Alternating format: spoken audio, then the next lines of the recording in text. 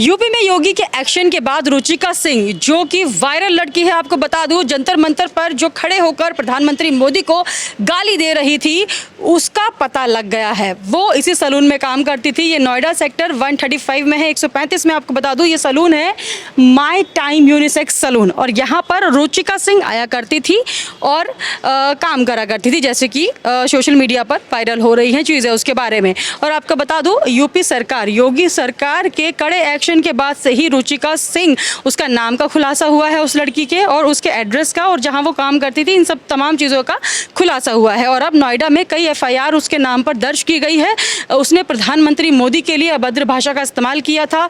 तमाम social media के pages पर हम देख रहे हैं उसकी वीडियो वायरल हो रही है, जैसे कि वो प्रधानमंत्री को गाली देते हुए नजर आ रही है। तो इसी पर योगी का कड़ा एक्शन है, यूपी पुलिस का कड़ा एक्शन है, एफआईआर उस पर ताबड़तोड़ हो रही है और अभी वो फरार है। तो यहाँ पर मैं सलून में आ गई हूँ जहाँ वो काम करती थी। आइए यहाँ के मालिक से बात करते हैं और जानते हैं कि रुचिका सिंह यहाँ क्या काम किया करती थी।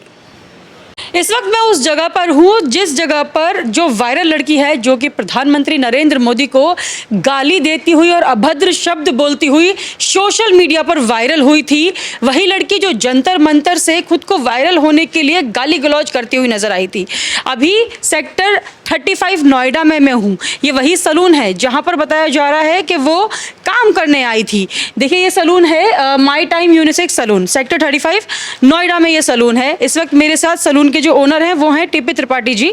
इन्होंने मुझे बताया कि वो यहाँ आई थी। आइए इन्हीं से जान लेते हैं कि आखिर वो लड़की यहाँ क्या काम करती थी।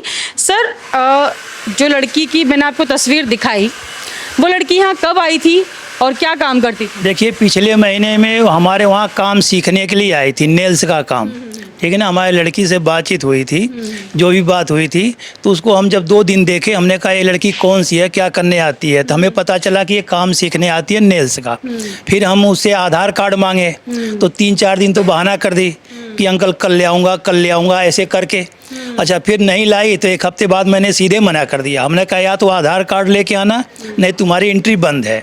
तो हमारे ख्याल से करीब 1 महीने से ऊपर हो गया, तब से वो इधर दिखाई नहीं दी। अच्छा, 1 हफ्ते से यहाँ आई नहीं है वो? 1 महीने से नहीं आई, 1 महीने से ऊपर हो गया, यहाँ पे आई नहीं। अच्छा। हाँ, जब से हम आधार कार्ड के लिए प्रेशर दिए, नहीं हमको आधार कार्ड चाहिए, नहीं तुम्हारी एंट्री यहाँ पे नहीं हो सकती है, उसके बाद से 1 महीने से ऊपर हो गया, यहाँ पे आई नहीं।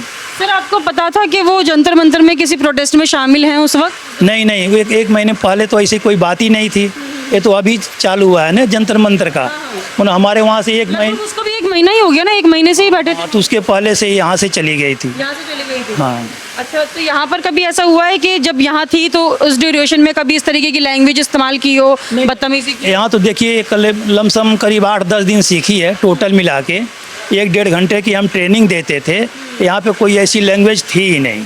हाँ। आपने वीडियो देखी उसकी? हाँ, वीडियो देखा हूँ, लेकिन ये तो बहुत गलत है। जिस ढंग की अभद्र भाषा का व्यवहार की, बहुत ही गलत है, निंदनीय है। हाँ। अपने प्रधानमंत्री को, जो ये अपने आप को जेनजी बताते हैं बच्चे, प्रधानमंत्री को इस तरीके से गाली देना कितना सही है सर, प्रोटेस्ट के नाम पर? ये तो बहुत गलत बात है, बहुत गलत बात है। इनको तो एक तरह से कड़ी सजा मिलनी चाहिए हमारे हिसाब से। हाँ।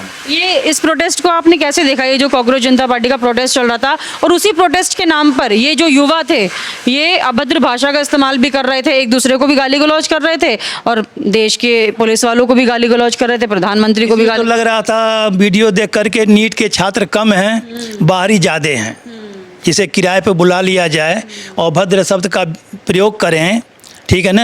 ये तो लगता है जैसे विपक्ष की साजिश हो। विपक्ष की साजिश? हाँ, इसमें नीट वाले तो बहुत कम लग रहे थे। तो वो लड़की कोई नीट की स्टूडेंट थी क्या? जो नहीं, ऐसी कोई बात नहीं है। नहीं थी ना नीट की स्टूडेंट? हमारे ख्याल से वो हाई स्कूल भी पास नहीं होगी। अच्छा। हाँ।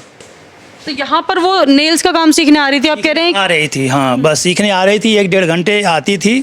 मैं 2 दिन देखा, तीसरे दिन यही पूछे भैया किस काम से आती होती? वह नेल्स आर्ट का। हमने कहा पहले आधार कार्ड दो। 1 हफ्ते बहाना की, फिर मैंने मना कर दिया, भैया आधार कार्ड लेके आओ और नहीं तुम्हारे वहाँ मत आना।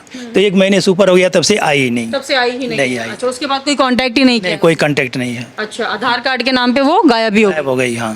तो आपको कभी ऐसा लगा कि ये लड़की जो है आधार कार्ड नहीं दिखा रही है, इसमें कुछ संदिग्ध हो सकता है? नहीं, ऐसी कोई तो बात तो नज़र नहीं आई।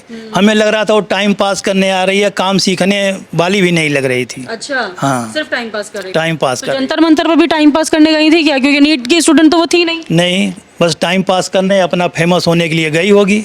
हाँ। ठीक है, तो यहाँ पर देखिए इस सलून में वो नेल्स का काम सीखने आ रही थी। यहाँ पर अंकल भी जिस तरीके से बता रहे हैं सर कि जब वो आके बैठती थी तो ऐसे लगता था कि टाइम पास कर रही हैं, काम करने नहीं आई हैं। और ऐसे ही जंतर मंतर भी ऐसे कई सारे छात्र थे जो वहाँ पर टाइम पास कर रहे थे, जो अभद्र भाषा का इस्तेमाल भी कर रहे थे और अपनी रील्स बनाने के लिए, फेमस होने के लिए जंतर मंतर जा रहे थे।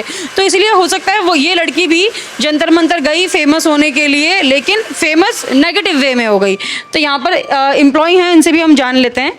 क्या नाम है आपका सर? जी, मेरा नाम मोहम्मद दानिश। अच्छा, आपने देखा उस लड़की को यहाँ पर? हाँ, यहाँ पर आती थी, 1 हफ्ता तक रही थी यहाँ पर। फिर उसके बाद सर ने आधार कार्ड मांगा तो जब से आए नहीं। तब से आई नहीं। आती थी 1-1.5 घंटा, काम भी नहीं करती थी, ऐसे ही मतलब कभी इधर टहलती रहती थी, कभी उधर, जैसे काम नहीं करती।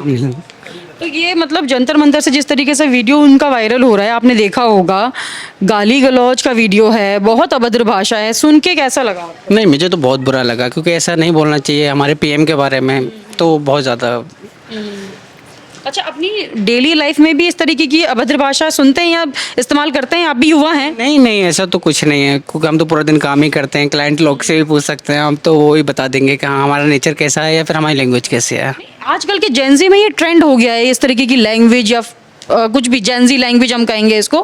क्या ऐसा है क्या हर जेंजी या हर युवा इस तरीके की अभद्र भाषा को सपोर्ट कर रहा है क्या? नहीं, हर कोई नहीं करता है, बट ये है कि जो लोग, कुछ लोग ऐसे होता है ना कि फेमस होने के लिए अपना वो थोड़ा सा रंग दिखा देते हैं तो देन वो चीज़ें रहती है। बाकी तो हाँ, दूसरे लोग देखते हैं बट उनको पसंद नहीं होता। कुछ लोगों को मज़ा आता है कि हाँ भाई कैसा हुआ वैसा हुआ, लेकिन कुछ लोग ऐसे रहते हैं कि जिनको सुन के बुरा सा लगता है कि हाँ ऐसा नहीं होना चाहिए। क्योंकि युवा हैं तो थोड़ा सा सेंस भी होना चाहिए इतना कि हम क्या बोल रहे हैं, क्या नहीं बोल रहे, किसके लिए बोल रहे हैं, मेन इशू। तो आपको बुरा लगा वो वीडियो देख? बिल्कुल, मुझे बहुत ज़्यादा बुरा लगा उसके लिए। मैं सोच भी रहा था, मैंने कभी अगर मिल भी जाए तो मैं पूछूंगा ज़रूर, मैंने कि ये सब वर्ड बोलने की इतनी कॉन्फिडेंट, इतनी हिम्मत कहाँ से आई ऑन कैमरा, इतनी पब्लिक के सामने। वही चीज़, वो चीज़ नहीं होनी चाहिए थी। इनको तो सुन के ही जो है शर्मिंदगी लग रही है कि ऑन कैमरा इतनी पब्लिक के सामने इतना गाली गलौज आप कैसे कर सकते हैं।